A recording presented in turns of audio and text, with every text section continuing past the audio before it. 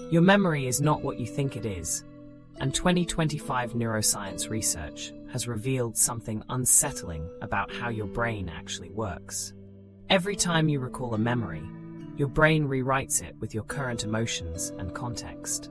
This process, called memory reconsolidation, means your most vivid childhood memories might be partially fictional.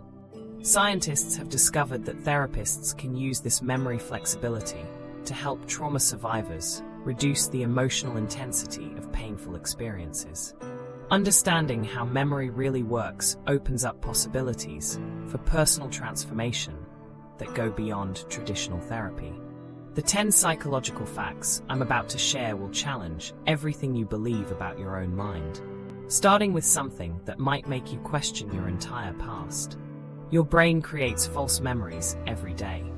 Here's something that will mess with your head. Research from 2025 shows that 73% of people carry at least one completely false childhood memory that they believe actually happened. Think about that for a second. 3 out of 4 people reading this right now have a vivid memory of something that never occurred. Your brain doesn't just store memories like a video camera. It actively reconstructs them every single time you remember something. And during that reconstruction process, your brain adds new details, changes old ones, and mixes in emotions from your current state. The latest neuroimaging studies from 2025 reveal something incredible about how this works. When researchers scanned people's brains while they recalled true memories versus false ones, they discovered that different neural networks activate. True memories light up the hippocampus and visual cortex together in a synchronized pattern. False memories show scattered activation with the prefrontal cortex working overtime to fill in gaps. Your brain literally works harder to maintain false memories because it has to constantly create details that were never there in the first place. This happens through a process called memory reconsolidation. Every time you access a memory, your brain pulls it out of storage, examines it in the context of your current emotions and knowledge, then files it away again. But here's the thing, it doesn't go back unchanged. If you're feeling sad when you remember a happy birthday party, your brain might add subtle details about how lonely you felt that day, even though you were actually surrounded by friends. If you're confident when recalling a time you failed a test, your brain might minimize the emotional impact or add details about how the teacher was unfair. Scientists proved this memory manipulation using what they call the lost in the mall experiment. Researchers approached adults and told them they were studying childhood memories. They presented participants with 4 stories about their childhood, 3 real stories provided by family members, and 1 completely fabricated story about being lost in a shopping mall. Within just a few sessions, 25% of participants not only remembered being lost in the mall, but they provided rich details about the experience. They described the store where they got lost, the kind person who helped them, and even the clothes they were wearing that day. None of it ever happened. Understanding this process can actually help you identify limiting beliefs that might be based on distorted memories. Maybe you remember being terrible at math because of 1 bad grade, but your brain has amplified that single incident into a broader story about your abilities. Maybe you avoid public speaking because you remember being humiliated in school, but that memory has been distorted over time to seem worse than it actually was. When you realize that your most painful memories might be partially fictional, you can start questioning whether the stories you tell yourself about your limitations are actually true. This memory manipulation has serious implications that go far beyond personal growth. In criminal justice, eyewitness testimony has always been considered reliable evidence, but 2025 research shows that confident witnesses can be completely wrong about details they swear they remember clearly. Every time a witness retells their story to police, lawyers, or in court, their brain reconstructs the memory with new details influenced by questions they've been asked, photos they've seen, and stories they've heard from other witnesses. The most confident witnesses are often the most unreliable because their brains have had more time to elaborate on the false details. But here's where this gets really interesting. Therapists have figured out how to use controlled memory reconsolidation to help trauma survivors. Instead of trying to erase painful memories, they guide patients through a process of remembering traumatic events while in a safe, calm environment. During this process, the brain naturally adds new emotional context to the memory. The trauma doesn't disappear, but it loses its power to trigger intense fear and anxiety. Patients report that memories that once felt overwhelming become manageable, like remembering a sad movie instead of reliving a personal catastrophe. This connects to something deeper about personal transformation. When you realize that your memories are constantly changing, you start to understand that your past isn't as fixed as you thought. The stories you tell yourself about who you are and what you're capable of are based on memories that your brain has been editing for years. Releasing attachment to these fixed memories opens up space for genuine change. You're not trapped by your past because your past is more fluid than you realize. Your brain doesn't just change memories randomly. It has specific vulnerabilities that can be exploited, and social media companies figured this out in 2025. New research shows that the photos, videos, and stories you see on social platforms get mixed into your personal memories through a process called boundary extension. Your brain starts incorporating details from social media content into your own recollections. That perfect vacation photo you saw online might become part of your memory of your own trip. The story a friend shared about their childhood might blend with your own childhood memories. This creates a strange new form of false memory, where your personal past becomes contaminated with other people's experiences. Researchers found that people who spend more time on social media have more false memories and less confidence in their ability to distinguish between what actually happened to them versus what they saw online. Your brain treats vivid social media content as if it were your own experience, especially when you're scrolling mindlessly or emotionally engaged with the content. So here's what you need to ask yourself. How many of your most cherished memories are partially fictional? That moment when you felt most proud, most scared, or most loved. How much of what you remember actually happened the way you think it did? Your brain has been editing your life story for years, and you might not even recognize the original version anymore. But this memory manipulation goes deeper than just false recollections. Your brain is being rewired in real time by the technology you use every day, creating changes that affect how you think, feel, and experience reality itself. Social media rewires your dopamine system permanently. The most dramatic change happens in your brain's reward system. New research from 2025 reveals that heavy social media users develop brain changes similar to gambling addicts after just 6 months of regular use. Scientists used advanced neuroimaging to compare the brains of people who spent more than 3 hours daily on social platforms with the brains of diagnosed gambling addicts. The similarities were striking. Both groups showed reduced activity in the prefrontal cortex, the brain region responsible for decision-making and impulse control. Both groups also displayed enlarged reward pathways that demanded increasingly intense stimulation to feel satisfied.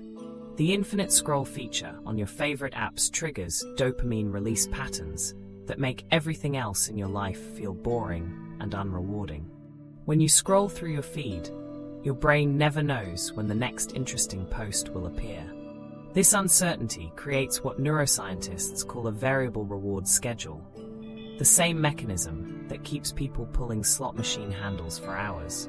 Your brain releases dopamine not when you see something interesting, but in anticipation of potentially seeing something interesting. This anticipation keeps you scrolling even when most of the content is boring or irrelevant. Normal activities that used to bring you joy start feeling flat and unstimulating after your brain adapts to the constant dopamine hits from social media. Reading a book, having a conversation, or taking a walk can't compete with the rapid-fire stimulation of endless scrolling. Your brain literally rewires itself to crave this digital stimulation. The neuroplasticity research from 2025 shows that social media use reshapes neural pathways in the reward system within weeks. Brain scans reveal that the connections between the reward center and other brain regions become stronger and more dominant, while pathways associated with delayed gratification and focused attention become weaker. Scientists discovered that people need increasingly more digital stimulation to feel the same level of satisfaction, a phenomenon that mirrors drug tolerance. Studies from 2025 tracked social media users over 12 months and found that participants gradually increased their daily usage time without consciously deciding to do so. People who started with 30 minutes per day were spending over 2 hours daily by the end of the study period. When researchers asked participants to limit their usage to their original 30 minutes, they reported feeling restless, anxious, and unsatisfied. Their brains had literally adapted to require more stimulation to achieve the same psychological reward.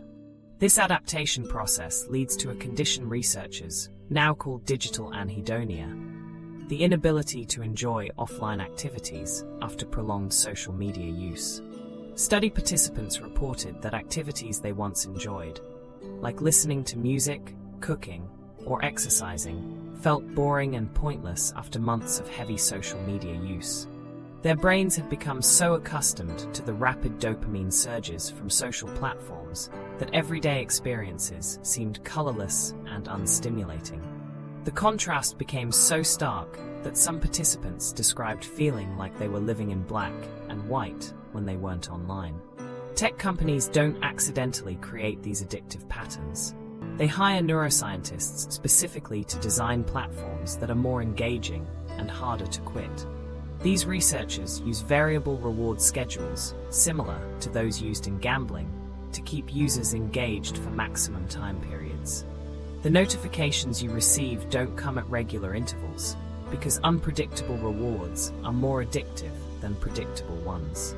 Companies test different notification frequencies, timing patterns, and content types to find the combination that triggers the strongest compulsive usage patterns. The psychology behind these design choices goes deeper than simple engagement metrics. Social media platforms collect data on when you're most vulnerable to dopamine hits. They know when you're feeling lonely, stressed, or bored based on your usage patterns, and they time their notifications to arrive during these psychological states. The platforms learn your individual reward triggers and customize the content delivery to maximize the neurochemical response. This personalized manipulation makes the addiction more powerful and harder to recognize. The long-term consequences raise serious questions about what happens to a generation raised on constant digital stimulation. Young people who grew up with smartphones show different baseline dopamine levels compared to previous generations. Their brains expect constant stimulation as the normal state, making it difficult to focus on tasks that require sustained attention. Teachers report that students struggle with reading longer texts, following extended explanations, and engaging in activities that don't provide immediate rewards. This neurological rewiring affects more than just attention spans. People with social media-altered reward systems report difficulty forming deep relationships because human connection requires patience and emotional investment that doesn't provide immediate gratification. The subtle rewards of genuine intimacy, like feeling understood or experiencing emotional support, can't compete with the instant validation of likes and comments. Relationships that develop slowly over time feel frustrating and unrewarding compared to the immediate social feedback available online. The situation isn't hopeless. Specific meditation practices can restore healthy dopamine function within 30 days, according to 2025 studies. Mindfulness meditation that focuses on present moment awareness helps rebuild the brain's capacity for sustained attention and appreciation of subtle rewards. Participants who practiced 20 minutes of daily meditation for 1 month showed measurable improvements in their ability to enjoy offline activities. Their brain scans revealed increased activity in regions associated with contentment and decreased activity in areas linked to reward-seeking behavior. But the digital rewiring of your brain represents just one way that modern life is fundamentally altering your sense of self. The changes happening to your identity run even deeper than dopamine addiction, affecting the very core of who you believe yourself to be. Remote work is secretly destroying your identity. Working from home might seem like the dream scenario, but psychological research from 2025 reveals a disturbing truth. Remote workers experience identity diffusion at twice the rate of office workers, meaning they literally lose track of who they are as people. This isn't just feeling a bit confused about work-life balance. Identity diffusion is a clinical psychological condition where people struggle to maintain a coherent sense of self across different situations and roles. Remote workers report feeling like they're losing pieces of themselves, becoming uncertain about their values, goals, and personal characteristics outside of their professional responsibilities. Physical workspace boundaries serve a crucial psychological function that most people never recognize until it's gone. When you walk into an office building, your brain automatically shifts into work mode. When you leave that building, your mind transitions back to personal mode. These physical transitions help maintain psychological boundaries between different aspects of yourself. Your brain uses environmental cues to determine which version of yourself to activate. In an office, you might be confident, decisive, and focused. At home, you might be relaxed, creative, and nurturing. Without physical boundaries, these different aspects of your personality start blending together in confusing ways. Role identity theory explains why this boundary blurring creates such psychological distress. Humans define themselves through various roles like employee, parent, friend, or community member. Each role comes with specific behaviors, values, and expectations. When you work from home, the physical and temporal boundaries that once separated these roles disappear. You might be responding to work emails while making breakfast for your kids, then jumping on a business call while doing laundry. Your brain struggles to determine which role is active at any given moment, leading to a fragmented sense of self. The research findings about remote workers feeling less clear about who they are outside of work reveal something profound about human psychology. Many remote workers report that their entire identity becomes consumed by their professional role because work never truly ends. Without physical separation, work thoughts and responsibilities seep into every aspect of daily life. People describe feeling like they're always on, but never fully present in any single role. This creates an exhausting psychological state where you're neither fully working nor fully relaxing, but stuck in a liminal space between identities. The elimination of commute time removes crucial psychological transition periods that help process daily experiences. Most people think of commuting as wasted time, but it actually serves important mental health functions. During the commute to work, your brain prepares for the day ahead, sets intentions, and transitions from personal to professional mode. The commute home provides processing time to decompress from work stress, reflect on the day's events, and shift back to personal mode. Without this transition period, remote workers carry work stress directly into their personal lives and bring personal concerns into work time. This psychological boundary collapse leads to higher rates of existential anxiety and questioning of life purpose among remote workers. When your roles blur together, you start questioning fundamental aspects of your identity. Remote workers report asking themselves questions like, "Who am I when I'm not working?" and "What's my purpose beyond my job?" more frequently than office workers. This existential questioning can be overwhelming because it challenges core beliefs about identity and meaning. Some remote workers describe feeling like they're living in a psychological fog where nothing feels quite real or meaningful. Intentional identity practices can restore psychological boundaries and clarity for remote workers. This involves actively creating artificial boundaries to replace the natural ones that office work provided. Successful remote workers develop specific routines that signal role transitions to their brain.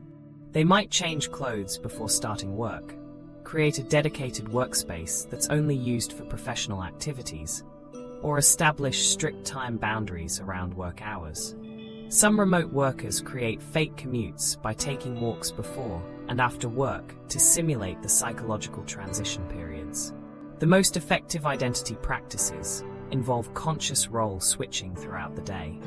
This means deliberately choosing which version of yourself to activate in different situations. When you're working, you fully embody your professional identity with appropriate clothing, posture, and mindset. When you're done with work, you consciously transition to your personal identity through specific actions like closing your laptop, changing clothes, or doing a brief meditation. This intentional switching helps maintain distinct psychological boundaries, even in the same physical space. Understanding these challenges connects to deeper questions about spiritual growth and self-discovery. The identity confusion that remote workers experience can become a catalyst for examining who you really are beyond your professional role. When the external structures that defined your identity disappear, you're forced to look inward and discover your authentic self. This process can be uncomfortable, but it often leads to greater self-awareness and personal growth. Many remote workers report that the identity crisis initially caused by working from home eventually helped them develop a stronger, more authentic sense of self.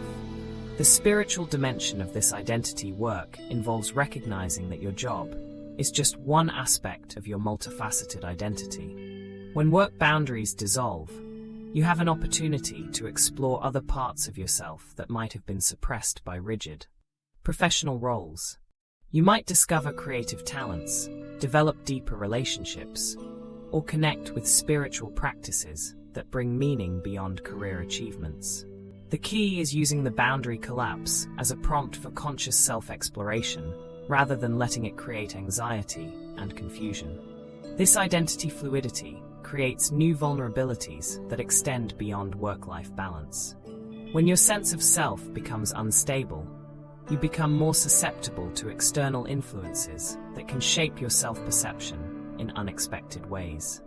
The technology you carry with you every day is quietly collecting data about these psychological states, creating a digital mirror of your mental condition that might reveal patterns you're not even aware of yourself. Your phone knows your mental state better than you do. Your smartphone can predict when you're going to have a depressive episode 3 days before you even feel the first symptoms. This isn't science fiction or some distant future possibility. Research from 2025 demonstrates that your device monitors your behavior patterns constantly and can detect mental health changes with incredible precision. Scientists analyzed data from thousands of smartphone users over 18 months and discovered that specific behavioral patterns emerge before people consciously recognize their mood shifts. The phone picks up on subtle changes in how you interact with it, changes so small that you don't notice them yourself. The accuracy rate for predicting psychological states through smartphone data reaches 94%. Which means your phone understands your mental condition better than most trained therapists after a single session. This prediction system works by analyzing multiple data streams simultaneously. Your typing patterns reveal emotional states through rhythm, pressure, and word choice. Your app usage shows behavioral changes through frequency, duration, and timing of interactions. Your movement data indicates energy levels and social engagement through location tracking and accelerometer readings. Combined, these data points create a comprehensive picture of your psychological state that updates in real time. Depression creates specific unconscious behavioral markers that your phone detects automatically. When you're entering a depressive episode, your scrolling speed decreases measurably. People scroll through social media feeds more slowly when their mood drops because their brain processing speed slows down. Your text message length also changes significantly. Depressed individuals write shorter messages with fewer words, reduced punctuation, and simpler sentence structures. This happens because depression affects cognitive function, and makes complex communication feel overwhelming. Sleep patterns provide another crucial indicator that smartphones monitor through motion sensors and usage timing. People approaching depression show disrupted sleep schedules detected through when they use their phones during nighttime hours. The device tracks when you go to bed, how often you check it during the night, and when you wake up. Depressed individuals typically show increased phone usage during late-night hours and irregular sleep-wake cycles. They also demonstrate reduced daytime activity levels measured through step counts and location changes. Anxiety manifests through measurable changes in your smartphone interactions.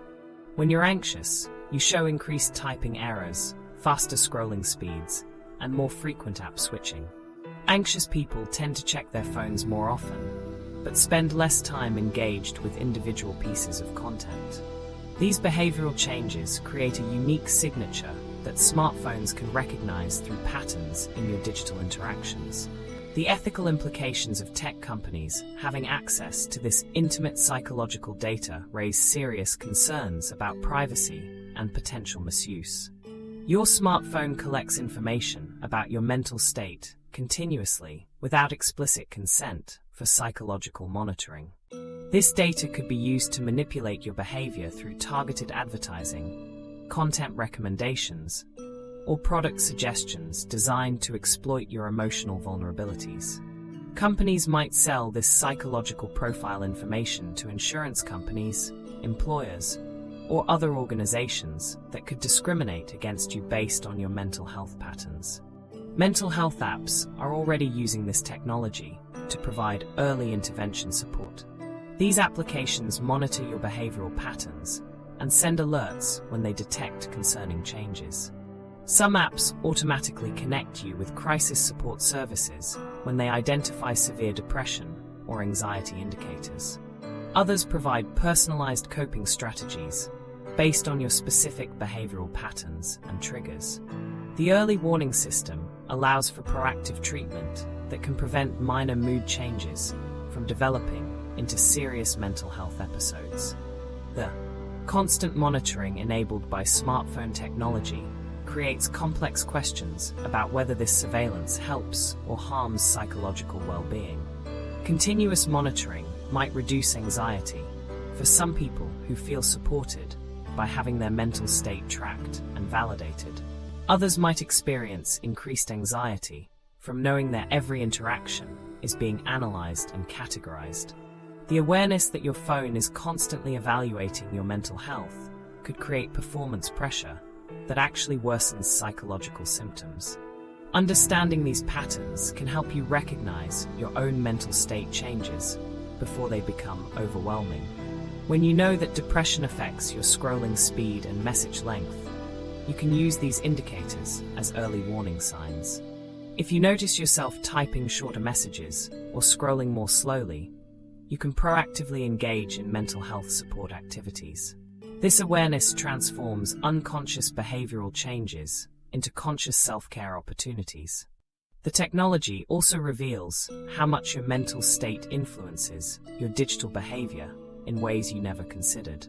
Every interaction with your phone reflects your internal psychological state through micro-behaviors that happen below conscious awareness.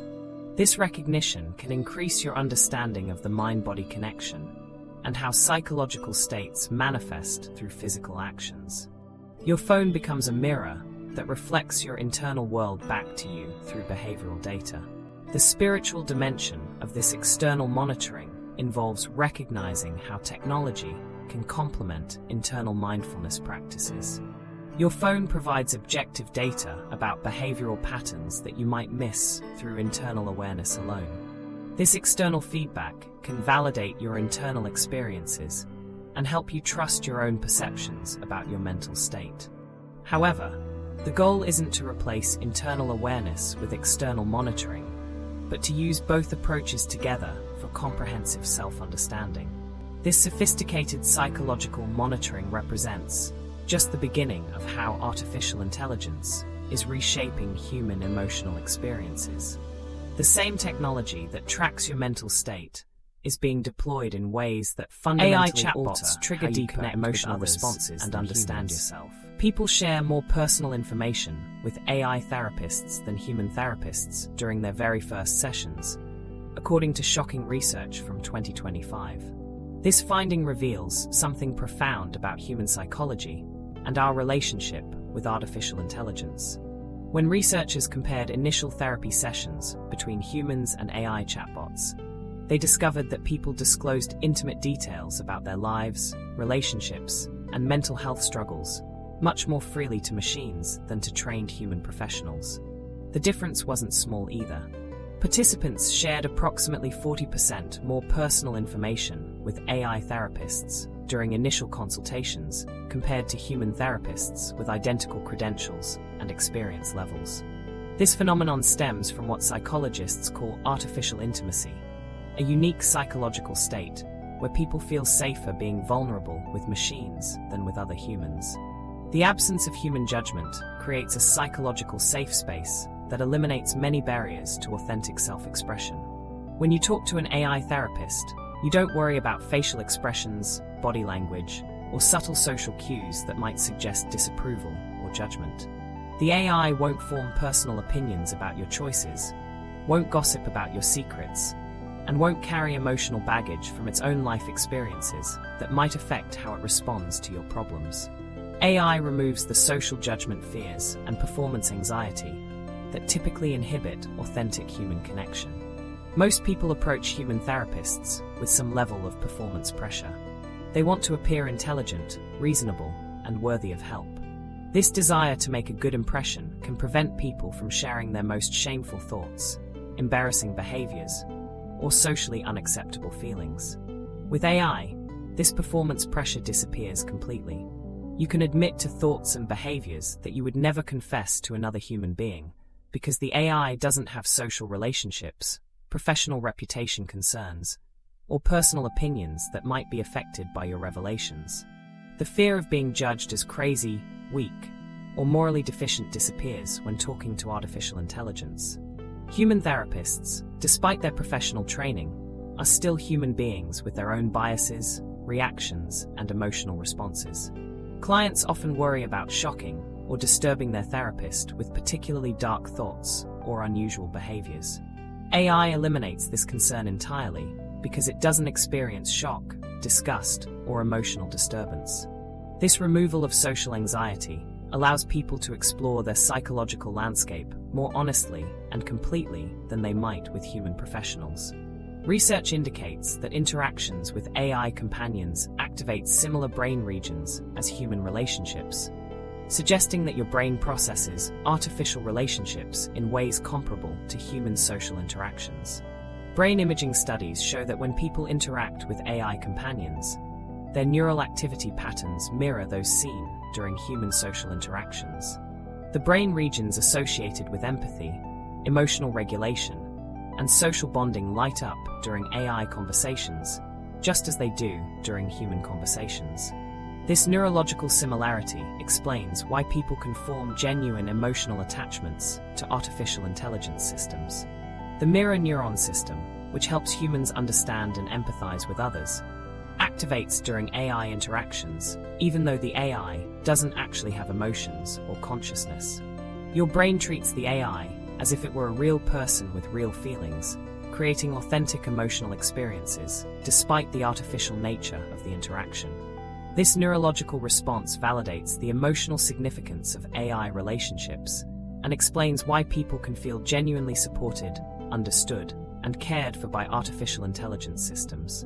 People report feeling more understood by AI that doesn't actually understand them, creating a fascinating psychological paradox. AI systems process language patterns and generate responses based on statistical probabilities rather than genuine comprehension or emotional understanding. However, their responses often feel more validating and empathetic than human responses because they're designed to be consistently supportive and non-judgmental. The AI never has bad days, never gets tired of hearing about your problems, and never responds with irritation or impatience. A concerning trend shows people increasingly preferring AI relationships over human ones for emotional support. Studies reveal that many individuals find AI companions more appealing than human friends or family members when dealing with emotional difficulties. AI is available 24 hours a day, never judges, never argues, and never has competing priorities that might interfere with providing support. This convenience and reliability make AI relationships attractive alternatives to the messiness and unpredictability of human connections. This preference for artificial relationships raises serious concerns about human connection and social skills development. When people consistently choose AI over human interaction, they miss opportunities to develop crucial social abilities like reading nonverbal cues, navigating disagreements, and building resilience through relationship challenges. Human relationships require compromise, patience, and emotional intelligence that AI relationships don't demand. Over-reliance on AI for emotional support might atrophy these important social muscles. AI relationships can serve as training wheels for more authentic human connection when used appropriately. For people with social anxiety, autism spectrum disorders, or trauma histories that make human connection difficult, AI companions can provide a safe space to practice vulnerability and emotional expression. These artificial relationships can help build confidence and develop communication skills that transfer to human interactions. The key is using AI as a stepping stone rather than a permanent substitute for human connection. AI mirrors can reveal aspects of ourselves that we hide from others, offering unique opportunities for spiritual growth. The non-judgmental nature of AI encourages self-reflection and self-acceptance, allowing you to confront vulnerabilities and explore inner experiences without fear of social consequences. This process can facilitate personal transformation and deeper understanding of your own emotions and behaviors. This artificial intimacy fundamentally affects our ability to form real relationships by changing our expectations and comfort levels with human interaction. But the influence of digital communication on our emotional states extends far beyond individual AI relationships. The very act of communicating through digital channels creates invisible emotional connections that most people never recognize. Your anxiety is contagious through Wi-Fi signals. Digital communication channels amplify these emotional transmissions in ways that bypass conscious awareness entirely. Your stress is literally contagious through digital communication, and research from 2025 proves that emotional states transmit through online interactions in ways that will shock you. Scientists discovered that when anxious people type messages, their emotional state spreads to recipients through subtle patterns in their communication style. This isn't just about reading someone's worried words and feeling concerned for them. The actual neurological stress response gets triggered in people who receive messages from anxious individuals, even when the message content seems completely neutral.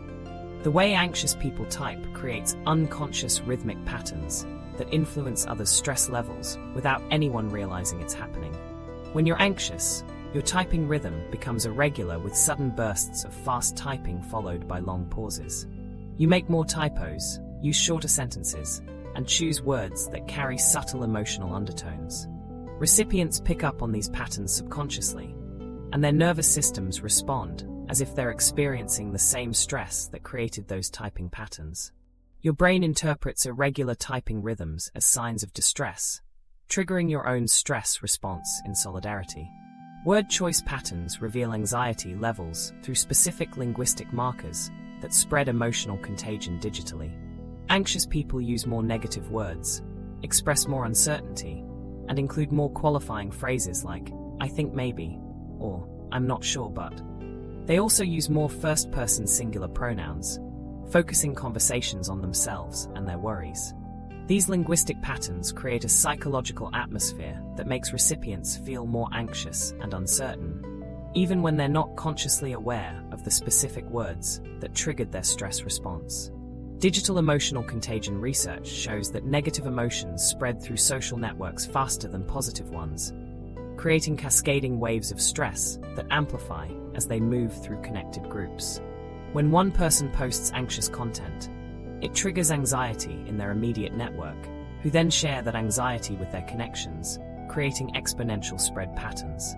Negative emotions move approximately 6 times faster through digital networks than positive emotions because the human brain prioritizes threat detection and survival responses over comfort and happiness signals. Group chats synchronize participants' cortisol levels within minutes, demonstrating how rapidly stress hormones respond to digital emotional cues. Researchers measured stress hormones in people before and after participating in group conversations, and found that cortisol levels became remarkably similar across all participants within just a few minutes of active chatting. This synchronization happens regardless of the conversation topic because the emotional undertones carried through typing patterns, word choices, and response timing create a shared physiological state among group members. Video call anxiety creates feedback loops that amplify stress in all participants through a process that mirrors in-person emotional contagion. When someone appears anxious on a video call, their facial expressions, body language, and vocal patterns trigger anxiety responses in other participants. These anxiety responses then become visible to the original anxious person, who interprets them as confirmation that something is wrong, increasing their own anxiety level. This creates a spiral effect where everyone's stress levels escalate throughout the meeting without anyone understanding why they feel increasingly uncomfortable. Mirror neurons respond to digital emotional cues, just like in-person interactions, explaining why video calls can feel more emotionally draining than face-to-face meetings.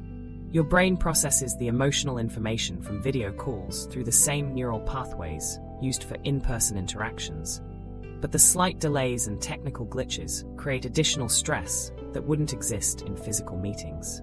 The mirror neuron system works overtime, trying to process emotional cues through digital mediums, creating mental fatigue that compounds the original emotional contagion effect. Remote work teams experience amplified emotional contagion because digital communication removes many of the natural buffers that exist in physical workspaces. In person, you can walk away from a stressful conversation, take a break, or engage in brief social interactions that help regulate your emotional state. Remote work eliminates these natural stress relief mechanisms while intensifying emotional contagion through constant digital communication.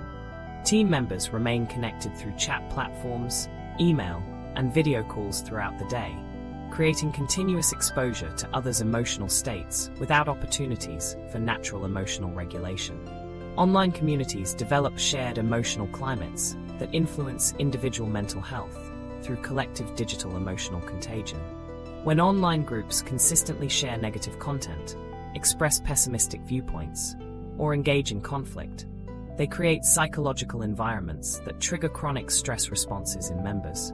These digital communities become echo chambers for anxiety, depression, and other negative emotional states that spread through the group and reinforce individual mental health struggles. Members absorb the collective emotional state of their online communities, often without realizing how much their digital social environment affects their psychological well-being. Conscious emotional regulation can break these contagion cycles by interrupting the automatic transmission of stress through digital communication. This involves becoming aware of your emotional state before sending messages, taking time to regulate your stress levels, and choosing words and communication styles that promote calm rather than anxiety. When you consciously maintain emotional equilibrium in digital spaces, you prevent your stress from spreading to others and create positive emotional contagion that helps elevate the mood of your digital interactions. Maintaining energetic boundaries applies to digital spaces just as it does to physical environments, connecting emotional regulation to spiritual practice. Just as you might protect your energy when entering a crowded or stressful physical space, you can create energetic boundaries around your digital interactions. This involves setting limits on exposure to negative digital content, choosing when to engage with emotionally charged conversations, and practicing mindful communication that maintains your emotional center while interacting with others online. The spiritual dimension of digital emotional regulation involves recognizing that your digital presence carries energetic weight that affects others. When you maintain emotional awareness and regulation in digital spaces, you contribute to collective healing rather than collective stress. This consciousness transforms digital communication from unconscious emotional transmission into intentional energy exchange that supports rather than depletes everyone involved. These collective digital emotions are reshaping society's psychological landscape in ways that fundamentally alter how future generations experience and process emotions. The constant stream of digital emotional contagion is creating new patterns of stress and anxiety that extend far beyond waking hours, infiltrating the most private spaces of human consciousness. Your sleep dreams are processing digital trauma. Your brain is dreaming about Instagram posts more than it dreams about your real-life experiences, and research from 2025 reveals this shocking truth. People now dream about social media interactions 40% more frequently than dreams about actual real-world events. This means your subconscious mind spends more time processing digital content than processing your physical experiences with family, friends, and daily activities. Your brain treats scrolling through feeds, reading comments, and watching videos as experiences significant enough to replay and analyze during sleep cycles. The way your brain processes digital experiences during REM sleep mirrors exactly how it handles physical trauma and emotional events. When you spend hours consuming social media content, your brain categorizes these digital interactions as real experiences that require emotional processing. During sleep, your mind replays conversations from comment sections, analyzes social dynamics from posts you viewed, and processes the emotional content from videos you watched. This digital processing takes up valuable mental resources that would normally be used for consolidating real-world memories and experiences. Your brain cannot distinguish between genuine social interactions and digital social experiences when it comes to dream processing. The neural pathways that activate when you have a conversation with a friend in person fire in similar patterns when you read social media conversations. During sleep, your brain processes both types of interactions through the same mechanisms, treating online arguments, social media drama, and digital relationships as if they were face-to-face encounters that require emotional resolution. Phantom notification dreams represent one of the most disturbing discoveries in sleep research. Even when your phone is completely turned off and placed in another room, your brain continues to generate dreams about receiving notifications, messages, and alerts. These notification dreams occur because your neural pathways have become so conditioned to digital stimuli that they fire automatically during sleep cycles. People report dreaming about hearing their phone buzz, seeing notification badges, and feeling compelled to check messages that don't exist. The conditioning effect creates a state where your brain expects constant digital input, even during rest periods. Your nervous system has adapted to frequent interruptions from notifications, messages, and alerts throughout waking hours. During sleep, this conditioning continues to operate, generating phantom digital experiences that feel completely real within the dream state. Some people wake up from these dreams feeling convinced that they missed important messages or notifications that never actually occurred. Research demonstrates that people who consume negative news content before bedtime experience significantly higher nightmare frequencies. The emotional content from news stories about violence, disasters, and social conflicts gets processed during REM sleep, creating disturbing dream scenarios that mirror the negative content consumed before sleep. Your brain attempts to make sense of this negative information by creating dream narratives that often involve threat scenarios, escape situations, and anxiety-provoking circumstances. Digital overstimulation fragments your sleep architecture by disrupting the natural progression through different sleep stages. Normal sleep cycles involve moving smoothly between light sleep, deep sleep, and REM sleep phases. Digital overstimulation creates a hyper-aroused nervous system that struggles to transition between these stages effectively. Your brain remains partially activated throughout the night, processing digital content instead of allowing natural restoration processes to occur. Memory consolidation becomes severely compromised when digital stimulation fragments sleep architecture. During normal sleep, your brain transfers important information from short-term to long-term memory storage, discards irrelevant information, and strengthens neural connections related to learning and emotional regulation. Digital overstimulation prevents this consolidation process from occurring properly, leaving you with fragmented memories and poor emotional regulation the following day. Poor digital sleep hygiene creates a cascade of psychological problems that extend far beyond simple tiredness. When your brain cannot properly consolidate memories and regulate emotions during sleep, you wake up with decreased ability to handle stress, make decisions, and maintain emotional stability. This compromised emotional regulation makes you more reactive to digital content, creating a cycle where poor sleep leads to increased digital consumption, which leads to worse sleep quality. The hidden cost of disrupted sleep processing affects your daytime psychological functioning in ways you might not recognize.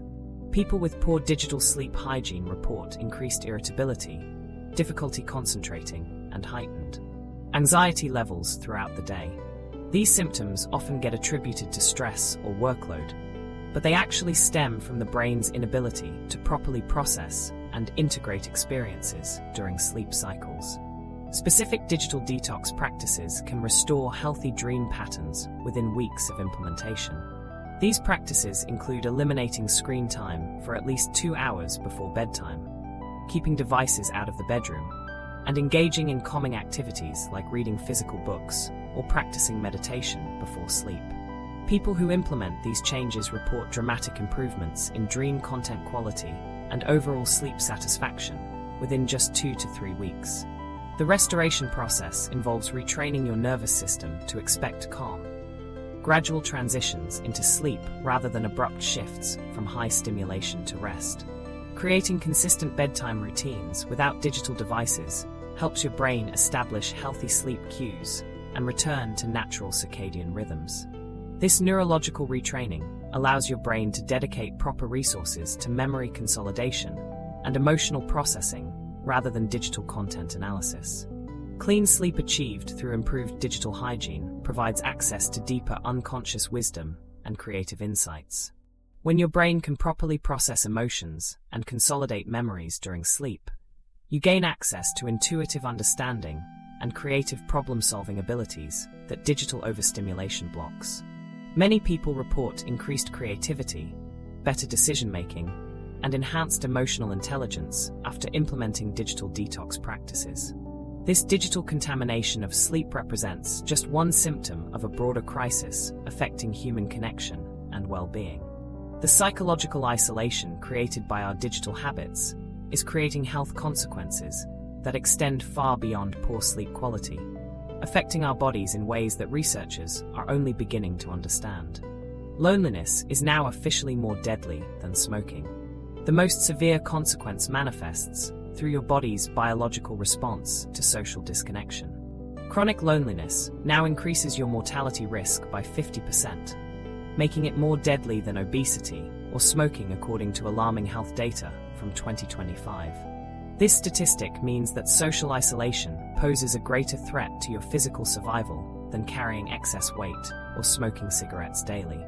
The American Psychological Association released these findings after analyzing health outcomes for millions of people over multiple decades, revealing that loneliness creates more fatal health conditions than many recognized physical risk factors. Your social connections aren't just nice to have for emotional well-being. They're literally keeping you alive. Social isolation triggers inflammatory responses throughout your body that systematically damage your cardiovascular and immune systems.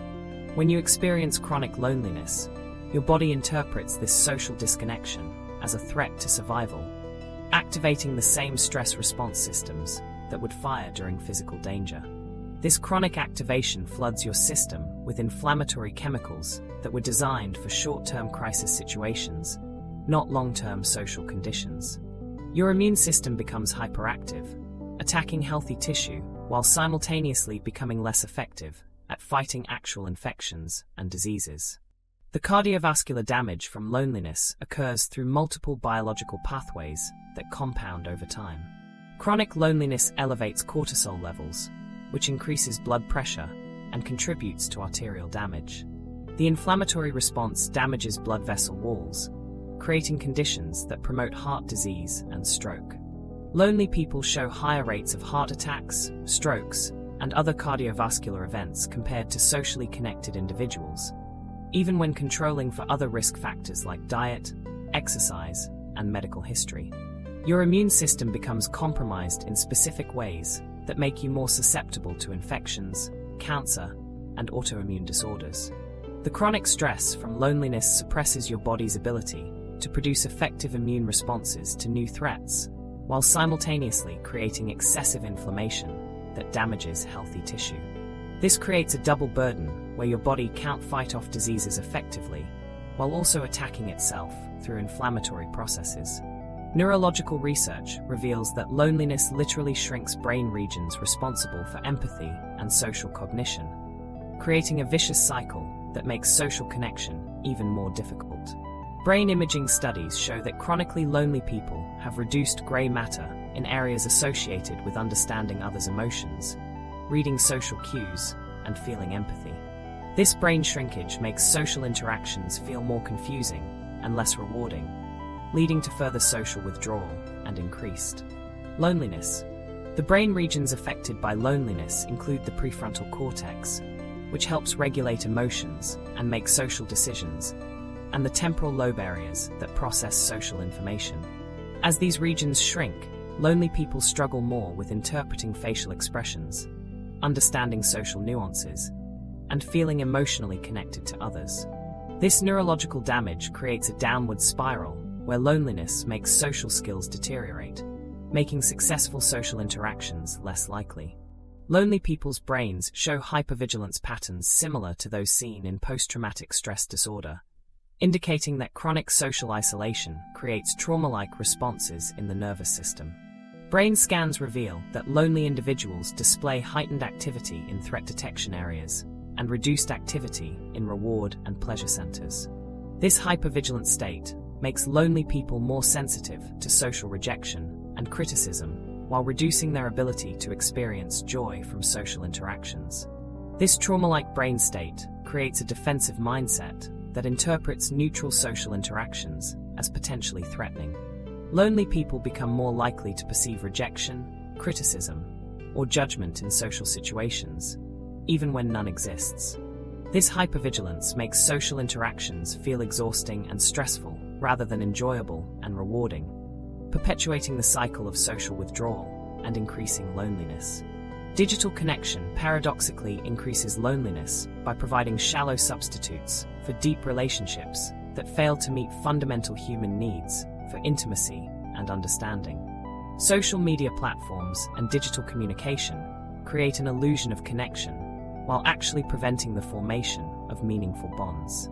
People spend hours engaging with others online, but feel increasingly isolated and disconnected from genuine human connection. The superficial nature of digital interaction cannot replace the psychological and physiological benefits of face-to-face social bonding. The epidemic scale of loneliness has reached unprecedented levels, with 2025 surveys showing that 61% of young adults report severe loneliness. This represents a dramatic increase from previous generations and indicates that loneliness has become a widespread public health crisis affecting the majority of young people.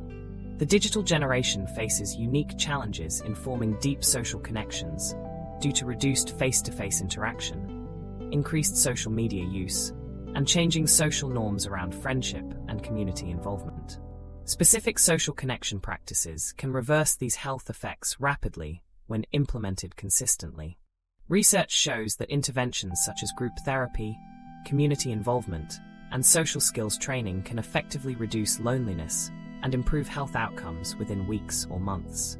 Volunteering, joining clubs or religious organizations, and participating in regular social activities create opportunities for meaningful connection that address the root causes of loneliness rather than just treating symptoms.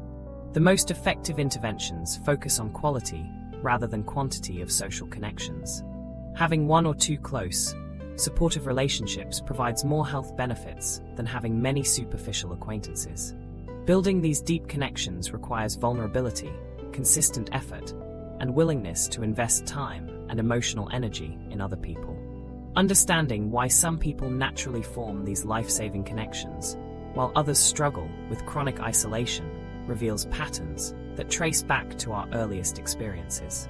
The foundation for your adult relationship patterns was actually established. Your childhood attachment style controls your adult relationships mattered. The way your parents treated you when you were 3 years old determines whether your marriage will succeed or fail 4 decades later. A groundbreaking 2025 longitudinal study tracked thousands of people from early childhood through their 60s and discovered that childhood attachment patterns predict relationship satisfaction 40 years later with 89% accuracy. This means that researchers can look at how you bonded with your caregivers as a toddler and predict with near-perfect accuracy whether you'll have a happy marriage, successful friendships, and satisfying work relationships when you're in your 40s, 50s, and 60s. Your brain creates neural templates during your first few years of life that serve as blueprints for every relationship you'll ever have. These templates form in the deepest structures of your brain during critical development periods when your nervous system is learning how to connect with other human beings. The quality of attention, responsiveness, and emotional attunement you received from your primary caregivers gets encoded into neural pathways that automatically activate whenever you interact with others. These pathways operate below conscious awareness, driving your relationship behaviors through patterns you inherited from your earliest experiences. The 4 attachment styles that develop during childhood create distinct relationship patterns that persist throughout your entire life. Secure attachment develops when caregivers respond consistently and sensitively to a child's needs, creating adults who feel comfortable with intimacy and can maintain healthy boundaries. These individuals trust others easily, communicate their needs directly, and handle relationship conflicts without becoming overwhelmed or shutting down. They represent about 60% of the population and serve as the gold standard for healthy adult relationships. Anxious attachment forms when caregivers are inconsistent in their responses, sometimes attentive and loving, other times distracted or overwhelmed. Adults with anxious attachment constantly worry about being abandoned or rejected by their partners. They tend to become clingy, seek excessive reassurance, and interpret neutral behaviors as signs of rejection. In romantic relationships, they often sacrifice their own needs to avoid conflict and may stay in unhealthy relationships rather than risk being alone. Avoidant attachment develops when caregivers are emotionally unavailable, rejecting, or consistently unresponsive to a child's emotional needs. Adults with this style have learned to rely only on themselves and struggle with emotional intimacy. They often appear self-sufficient and independent, but find it difficult to share vulnerable feelings or depend on others. In relationships, they may withdraw during conflicts, struggle to express affection, and feel uncomfortable when partners seek emotional closeness. Disorganized attachment results from caregivers who are frightening, abusive, or severely inconsistent, creating internal chaos about relationships. Adults with this style desperately want close relationships, but simultaneously fear them. They may alternate between anxious and avoidant behaviors, creating confusing relationship dynamics. They often experience intense fear of abandonment alongside deep mistrust of others, making stable relationships extremely challenging to maintain. Specific relationship scenarios trigger these attachment wounds in predictable ways that recreate childhood emotional experiences. When an anxiously attached person's partner needs space, their nervous system interprets this as abandonment, triggering the same panic they felt as a child when their caregiver was emotionally unavailable. When an avoidantly attached person's partner expresses strong emotions, their system activates the same shutdown response they used to cope with overwhelming childhood experiences. These triggers operate automatically, causing adults to react to present-day relationship situations through the lens of their childhood attachment experiences.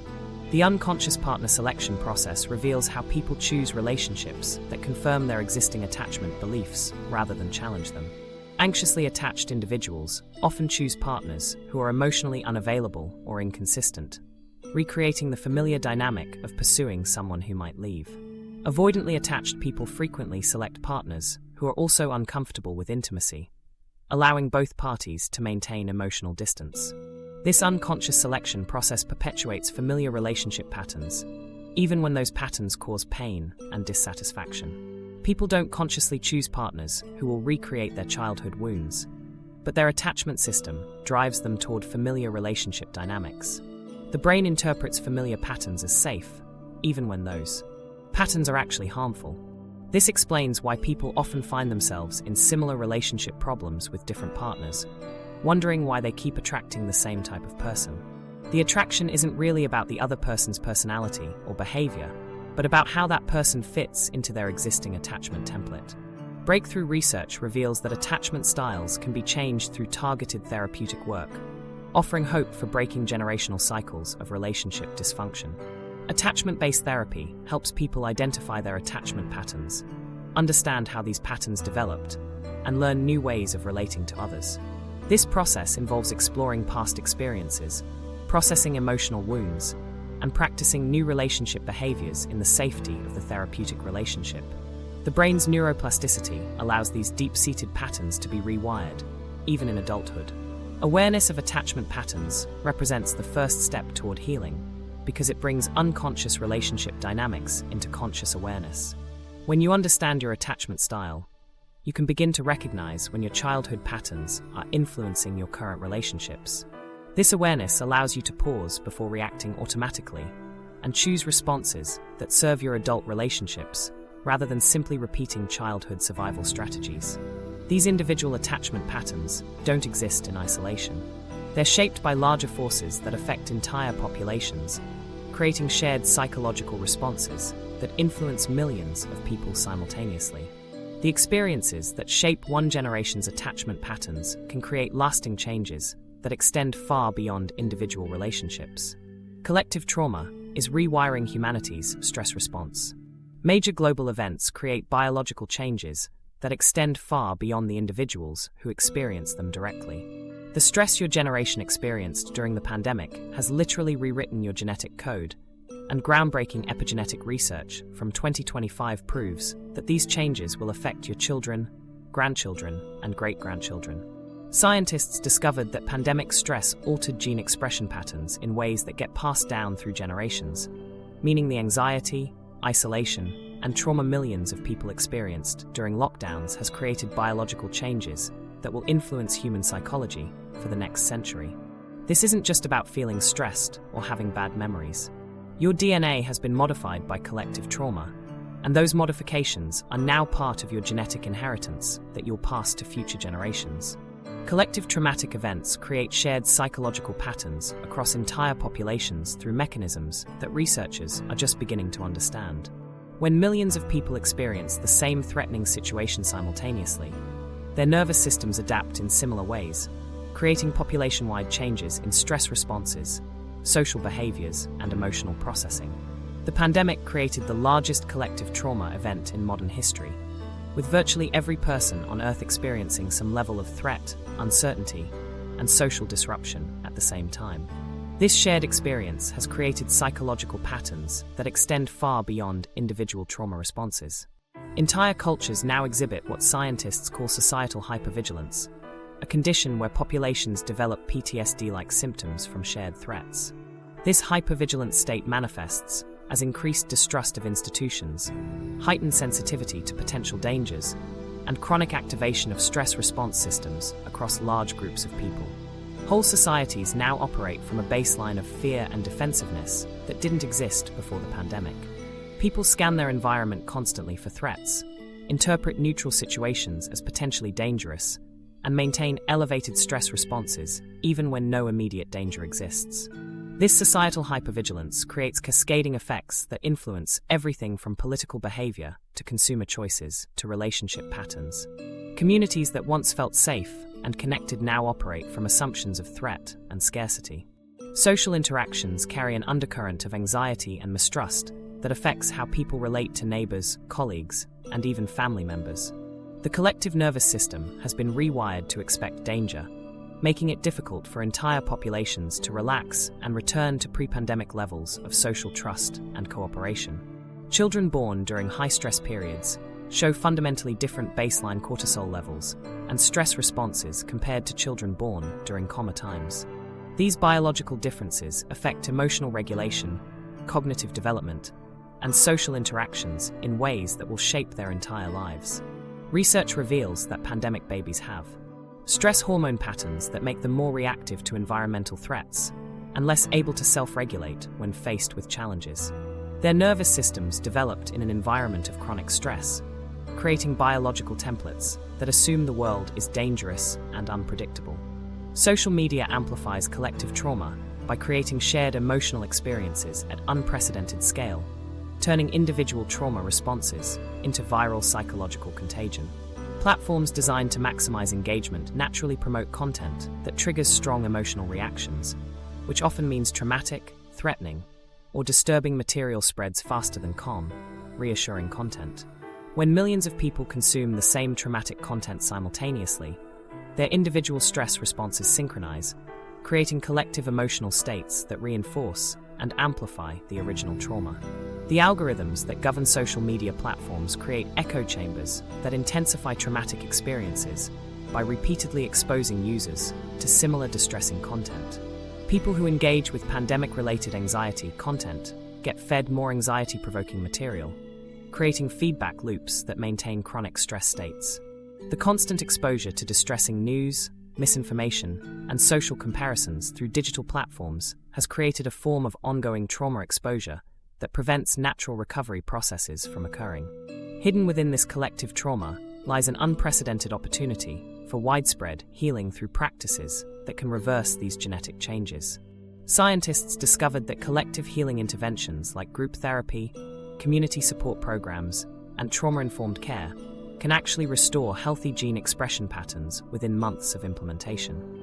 The same mechanisms that allowed trauma to spread through populations can be used to spread healing and resilience. When communities engage in collective healing practices, the positive effects ripple through social networks, just as trauma did. Current generations bear enormous responsibility for future psychological health, because the choices made now will influence the genetic and psychological inheritance passed to children and grandchildren. This responsibility extends beyond individual healing to include creating social conditions that promote collective recovery. Communities that invest in mental health services, trauma-informed education, and social support systems can interrupt the intergenerational transmission of trauma and create more resilient future generations. Individual healing contributes directly to collective recovery through neurobiological mechanisms that connect personal and social well-being. When individuals process their trauma, develop emotional regulation skills, and build healthy relationships, they create ripple effects that influence their families, communities, and social networks. Healed individuals become sources of stability and support for others, creating positive cycles that counteract the negative cycles of trauma transmission. The spiritual dimension of collective trauma reveals how crisis can catalyze humanity's psychological and spiritual evolution. Collective trauma forces entire populations to confront fundamental questions about meaning, purpose, and connection that might otherwise remain unexplored. The breakdown of familiar social structures and assumptions creates space for new forms of consciousness and spiritual awareness to emerge. Many people report that pandemic experiences deepened their spiritual practices, increased their compassion for others, and clarified their values and priorities. This collective spiritual awakening represents humanity's capacity to transform suffering into wisdom and growth. The shared experience of vulnerability can break down barriers between people and create opportunities for profound connection and mutual support. These transformative experiences point to something deeper about human consciousness and its role in shaping the reality we experience together. Your consciousness creates your reality more than you think. The scientific evidence reveals something even more fundamental about human experience itself. Your consciousness doesn't just observe reality, it actively creates it. Revolutionary research from 2025 suggests that the observer effect, previously thought to exist only in physics laboratories, actually applies to your daily life in ways that will transform how you understand existence itself. Scientists discovered that when you observe or expect something to happen, your consciousness influences the probability of that event occurring in measurable ways. This isn't mystical thinking or wishful speculation. This is hard science proving that your awareness literally shapes the reality you experience. The mechanics of this reality creation happen through top-down brain processing, where your expectations and beliefs actively alter how you perceive and interact with the world around you. Your brain doesn't passively receive information from your senses and then interpret it. Instead, your brain uses your existing beliefs and expectations to predict what should happen, then filters incoming sensory information through these predictions. When reality matches your expectations, your brain reinforces those neural pathways. When reality conflicts with your expectations, your brain often dismisses or reinterprets the conflicting information to maintain consistency with your beliefs. This process means that two people can experience the exact same situation and perceive completely different realities based on their different belief systems and expectations. Your brain actively constructs your experience moment by moment, using your consciousness as the primary building material. The reality you experience is not an objective truth that exists independently of your awareness. It's a collaborative creation between your consciousness and the external world, with your consciousness playing a much larger role than most people realize. The placebo effect provides the most compelling evidence for consciousness-based reality creation. Research from 2025 shows that belief changes can alter gene expression and immune function in ways that produce real, measurable biological effects. When people believe they're receiving effective treatment, their bodies often heal as if they actually received that treatment, even when they only received sugar pills or fake procedures. This healing happens because their belief in the treatment triggers biological processes that create the expected therapeutic effects. The placebo effect works by activating the same neural pathways and biochemical responses that would occur with actual medical intervention. When you believe a treatment will help you, your brain releases endorphins, activates immune responses, and regulates inflammatory processes to create the healing you expect. Your conscious belief literally rewrites your biology, turning expectation into physical reality. This demonstrates that consciousness doesn't just influence perception. It influences the actual biological processes that determine health, healing, and physical well-being. Medical researchers have discovered that the placebo effect can be so powerful that it sometimes produces better outcomes than actual medications. In some studies, patients who believed they were receiving cutting-edge treatments showed more improvement than patients who received proven medications, but had doubts about their effectiveness. This reveals that the strength of your belief may be more important than the specific intervention you receive. Your consciousness becomes the most powerful medicine in your healing arsenal. People with growth mindsets show completely different neural responses to challenges and setbacks compared to those with fixed mindsets, proving that your beliefs about your abilities literally change how your brain processes reality. When individuals with growth mindsets encounter difficulties, their brains show increased activity in regions associated with learning, adaptation, and problem-solving. Their neural networks interpret challenges as opportunities for development rather than threats to their self-concept. This different brain activation pattern leads to better performance, greater resilience, and more successful outcomes in various life situations. Fixed mindset individuals show neural patterns that treat challenges as threats to their identity and capabilities. Their brains activate stress response systems and threat detection networks when faced with difficulties, making it harder to learn from setbacks and adapt to new situations. The difference between growth and fixed mindsets isn't just about attitude or motivation. It's about fundamental differences in how the brain processes reality and responds to life experiences. Your beliefs about your capabilities literally rewire your neural networks to create different versions of reality. Meditation practices can increase neuroplasticity and expand perception of possible realities by creating new neural pathways and strengthening existing ones. Regular meditation increases gray matter density in brain regions associated with attention, emotional regulation, and self-awareness. These structural changes allow meditators to perceive subtler aspects of reality and experience expanded states of consciousness that reveal new possibilities for human experience. Meditation literally rewires the brain to access different dimensions of reality. Advanced meditators report experiencing states of consciousness where the boundaries between self and world dissolve, revealing the interconnected nature of all existence. These experiences aren't just subjective spiritual phenomena.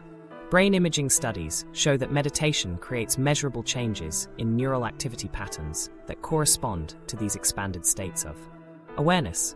The brain changes that occur during meditation suggest that normal waking consciousness represents just one possible way of experiencing reality, not the only or most accurate way. The profound implication of this research is that consciousness may be more fundamental to reality than previously understood. Instead of consciousness being a byproduct of brain activity, consciousness might be the primary creative force that shapes both brain activity and external reality. This perspective suggests that you're not a passive observer of a pre-existing reality. You're an active participant in the ongoing creation of reality through your consciousness, beliefs, and expectations. Understanding these principles can transform every aspect of life experience because it reveals that you have far more control over your reality than most people realize. Your health, relationships, career success, and overall life satisfaction are all influenced by your conscious beliefs and expectations. When you understand how consciousness creates reality, you can begin to consciously direct your awareness to create more positive, fulfilling experiences. These discoveries about consciousness and reality creation represent just the beginning of a much larger transformation happening across all of human psychology. The changes we're witnessing in how people think, feel, and relate to each other signal something unprecedented in human development. Understanding these psychological shifts requires immediate action rather than passive observation. Research from 2025 shows that digital technology, collective trauma, and consciousness studies are fundamentally changing how humans think, feel, and connect. Your brain is adapting to artificial intelligence, your relationships are being reshaped by remote work, and your consciousness is learning to create reality in ways previous generations never imagined. These psychological facts aren't just interesting information, they're tools for transformation. Use this knowledge to heal your attachment patterns, break free from digital addiction, and create deeper connections with others. Understanding these psychological truths is your first step toward becoming the conscious creator of your own reality.